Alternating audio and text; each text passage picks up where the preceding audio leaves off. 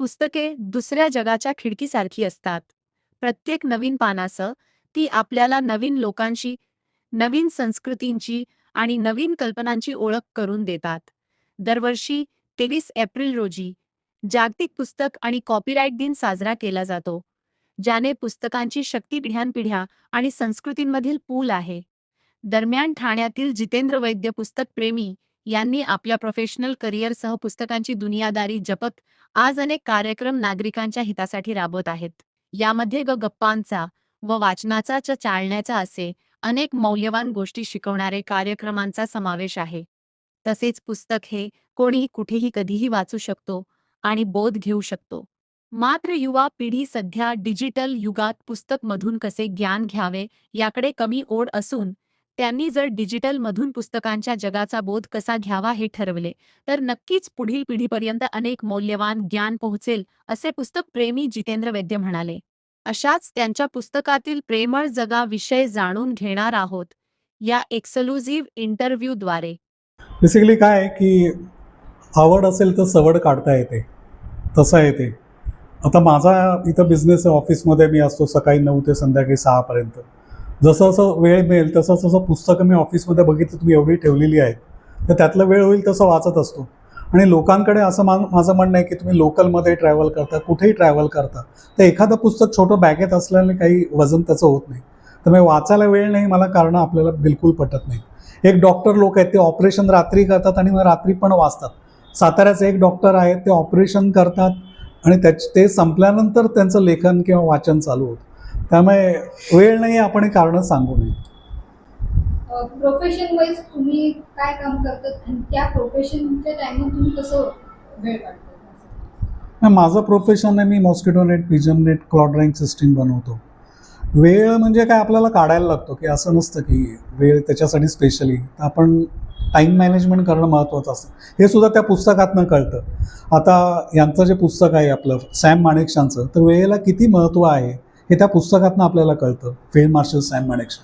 त्यामुळे आपण वेळ नाही हे कारणं देऊ नये असं मला वाटतं. आता तुम्ही ह्या छंदासोबतच काही कार्यक्रम देखील राबवतात, हो. गप्पांचा. हां. तसे त्या कार्यक्रमांची संकल्पना कशी आली आणि कशा प्रकारे ते कार्यक्रम राबवले जातात? माझे 4 ते 5 उपक्रम आहेत. एक पहिला आहे गप्पांचा.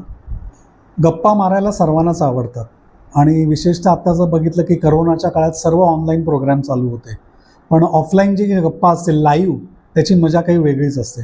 वेगवेगळ्या सेलिब्रिटींना आम्ही महिन्यातनं एकदा बोलवतो ज्ञानराज सभागृहामध्ये, तिथं त्या गप्पा होतात. आपल्याकडे सुबोध भावे, सुनील बर्वे, एअर मार्शल भूषण गोखले अशी वेगवेगळ्या फील्डमधली लोकं येऊन गेली. रघुजी आंग्रे आलेले, आत्ताच याच्यामध्ये मागच्याच्या आलेल्या मेजर मोहिनी गर्गे म्हणून आलेल्या, अभय ओक सर आलेले सुप्रीम कोर्टाचे जज.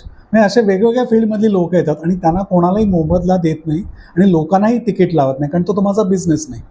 दुसरा, वाचनच्या मला आवड असल्यामुळे महिन्यातनं एकदा वाचनाचा हा पण एक ऑफलाईन कार्यक्रम असतो. कुठचं तरी एखादं पुस्तक निवडून त्याच्यावरती अभिवाचन होतं, साधारण एक 25 ते 30 मिनटं.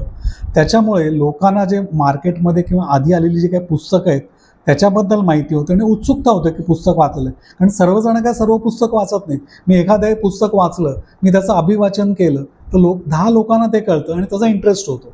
असं चालू आहे.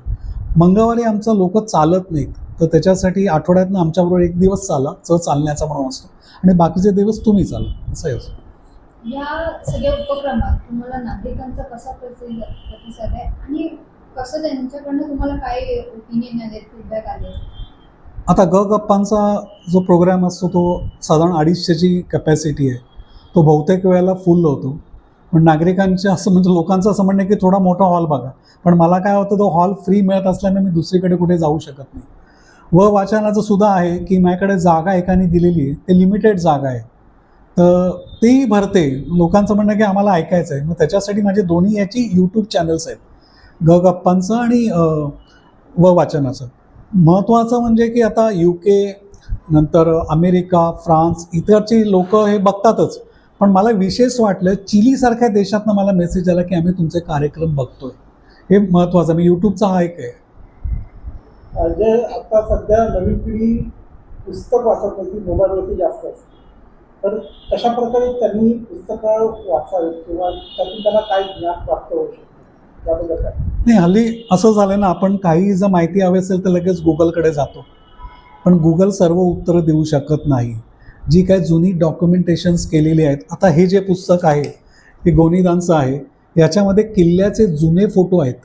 आता बरेच किल्ल्याचे हे जे आहेत ते बरीच पडझड झालेली आहे, त्यामुळे तुम्हाला ते परत तसं बघायला मिळणार नाही. त्यामुळे फोटो बघितल्यानंतरच तुम्हाला कळेल की तो किल्ला कसा होता.